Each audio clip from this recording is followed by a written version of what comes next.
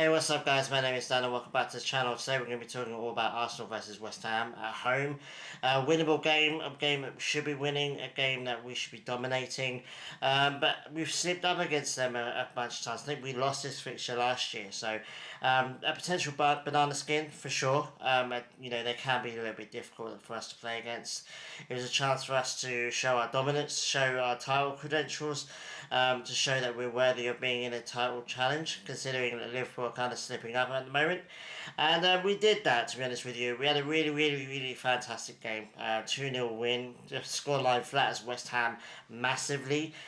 Hugely disappointed with them. For them, should I say, but I don't care, to be honest with you. This is a team that you always want to beat. A London derby, you always want to win them. And West Ham are just god awful. They should be relegation fodder, in my opinion. I wouldn't be surprised if they get relegated unless they dramatically change. They didn't have a shot on target the entire game. How crazy is that? Having said that, we did have a little bit of frustrations ourselves. The massive one obviously being Odegaard going off injured. Again, not good, and it looks like it's an injury that's going to keep him out for a while as well.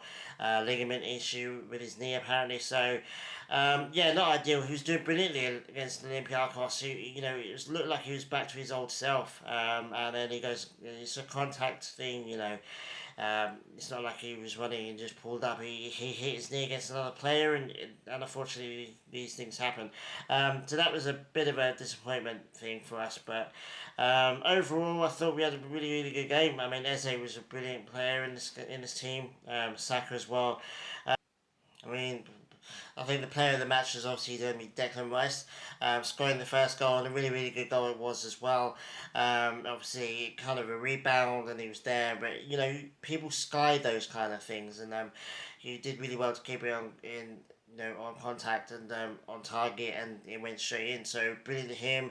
Didn't celebrate. If it was me, I would have done. The amount of crap that he gets from West Ham fans, no one would blame him if he celebrated the crap out of this goal.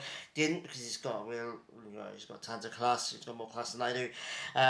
But yeah, brilliant player, fantastic player. I mean, this is exactly why we bought him, why we spent so much money on him.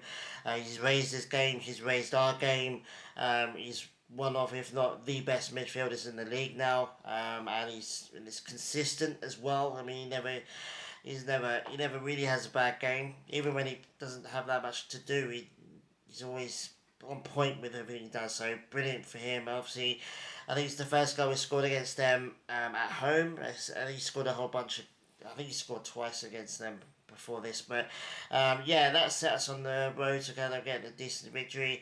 Having said that, we were a little bit sluggish going forward. They obviously came here to defend a 0-0, and they did that as best as they could. It's just we were too good for them, and so it was really such a struggle, attritional at times, really trying to break them down and get another goal, because everyone knew, similar to the Olympiacos game, similar to the Port Vale game, a second goal really would have killed this game off really quickly. It did come in the end, a rare penalty for us against anyone really at the Emirates. We never really seem to get penalties in the Emirates, so fantastic to see that. And obviously Bukayo Szoboszlai at home, confident as, which is awesome. Good to see him on the score sheet again. He's been a bit slow-ish to kind of get back to full match fitness, in my opinion, but I think he's getting better game by game. I think, after the international break, he'll be ready to go. I started Trossard again. Again, wouldn't have been what I would have done. I would have started Martinelli. I always would start Martinelli and have Trossard coming off the bench. I think if that had happened, I think Trossard could have had a goal against this team. But it is what it is. I mean, the starting lineup was pretty fantastic, and then everyone's saying, "Oh, Arteta shouldn't let the handbrake off." He did in this game. Starting a midfield three of Rice, Odegaard, and Eze. It's just like, it screams we want to score goals today, and I think we needed that, because obviously they were super defensive, fouling all the time, diving all the time, stop, start, foul, foul, foul. So it was a little bit attritional, but we set up exactly what we should have done, really, in terms of trying to win the game, and we did that, which was absolutely epic. So yeah, that means we went top of the league, which is awesome. Liverpool, obviously, uncharacteristically and somewhat shockingly lost against Chelsea away at Stamford Bridge, which was absolutely fantastic. The only time I won a Chelsea win. A brilliant 3 losses in a row now for them, which is great. They're on a definite wobble. Whether this is going to drag on a lot, I don't know. I don't even know who they play next. But at the moment, 3 losses in 3 games, 2 losses in the Premier League. Brilliant.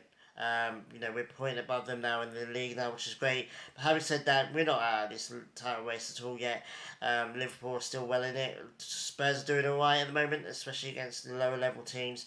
Man City are on a resurgence. The Haaland scoring them and clawing them back up the table. So at the moment we've got Bournemouth at fourth and Spurs at third. That's not going to be too much longer, I don't think. I think eventually Spurs and Bournemouth will fall away as they always do, and I think Man City, probably maybe Chelsea, kind of start challenging for that top 4 spot. But at the moment, we're doing everything we can. 1 loss, and that was only to a stupidly good free kick from Szoboszlai. That should have been a draw. We should be going unbeaten right now. Palace lost as well, so that their unbeaten streak is gone now. Game 7. We're still the only team to go unbeaten. So happy, Invincibles Day to all my Gooners out there. Again, it's happened again.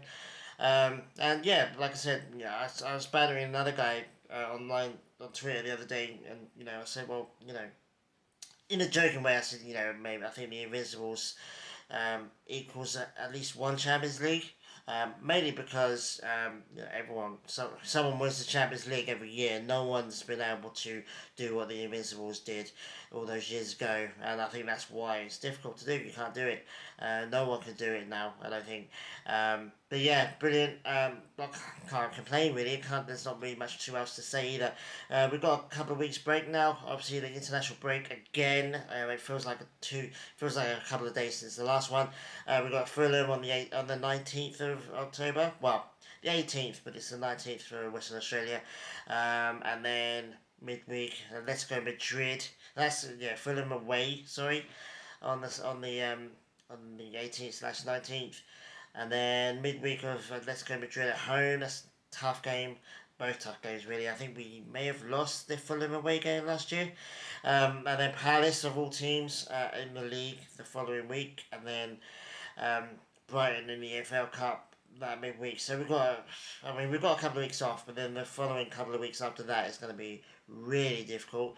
When it gets to like the 1st of November, we're going to really see where we are in this title race, and in the Champions League as well, because the Let's Go is no mug. I think we might have beaten them last year, if in the group stage. I can't really remember. But yeah, tough couple of weeks. But we've got, last Gunners have got a couple of weeks now to kind of enjoy being in the top of the league. Enjoy Liverpool slipping up, and can't really complain too much at the moment. Only thing I would suggest is that we're struggling to score goals at the moment. Consistently, more than 2 goals. This time last year, I'm sure we were scoring for fun. It's a little bit more difficult this time. I think teams have been being a bit more defensive against us. Erdegaard dropping out injured. We lost Saka for a little while. Madueke was doing brilliantly. He's injured. So we got an injury kind of mini crisis at the moment. But plenty of other teams have got injuries as well, so you can't really read too much into that. But yeah, so far so good in my opinion. The only blip was obviously the loss against Liverpool. It pretty much goes against the current at the moment. We seem to be doing brilliantly at the moment. Not fantastically, not amazingly. We're not scoring like 4 goals, 5 goals a game, but we are getting wins when we need to. We are winning against teams that we've slipped up on. We slip up against Newcastle, especially away. And we slip up at West Ham last year at home, so we've already improved on what we did last year. So, sure, keep going now. We had an incredible hard start to the season. A couple of really tough away fixtures, and they're all out of the way now. So we just got to keep. I feel like we just got to take 1 week at a time. Get the Champions League done. Try and get as many wins as that possible from there, and then obviously trying to win as many games in the Premier League as well. So yeah, overall, decent win, decent victory, decent week. Certainly decent couple of weeks for us as well, which is awesome. But yeah, kind of looking at that Fulham, and then Let's Go Madrid, and then the Palace that week is going to be just really difficult. But we'll have to wait and see how we do on that. Let me know what you think about the team. Declan Rice against West Ham, Saka coming back now. All of our injured players. I'm not sure how long Erdegaard's out for this time. Probably a little while, to be honest with you. He's definitely out for the international break, but I've got a feeling that he's not going to be back until probably November, but we'll have to wait and see on that. Yeah, let me know what you think we could do this season. I feel like we could really definitely win a trophy this season. What that trophy is going to be, I have no idea yet. EFL Cup is definitely still a trophy that I feel like we should be going for. And Brighton at home, I still have us to beat them.